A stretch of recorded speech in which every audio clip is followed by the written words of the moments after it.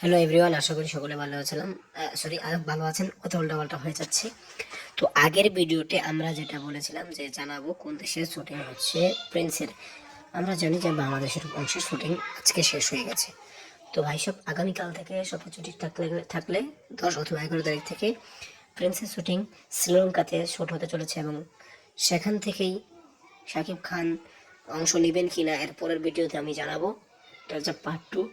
তো সেটাই হোক, কবে থেকে ঠিক তিনি অংশ নেবেন এবং কোন শুটিং থেকে, সেগুলো আমি পরের এক ভিডিওতে জানাবো। তো আজকে কিছু লোকজন সকালবেলায়, মানে আর্টিস্টরা সকালবেলায় শ্রীলঙ্কায় চলে গিয়েছে, এবং আগামীকাল থেকে শ্রীলঙ্কায় শুটিং, অথবা 11 তারিখ থেকে শুটিং শুরু হতে পারে শ্রীলঙ্কায়।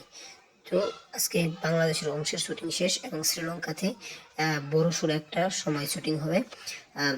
তো আমরা এই বিষয়টি আপনারা কতটুকু এক্সাইটেড অবশ্যই জানাতে পারেন কমেন্ট বক্স স্বাধীনতার জায়গা। ধন্যবাদ।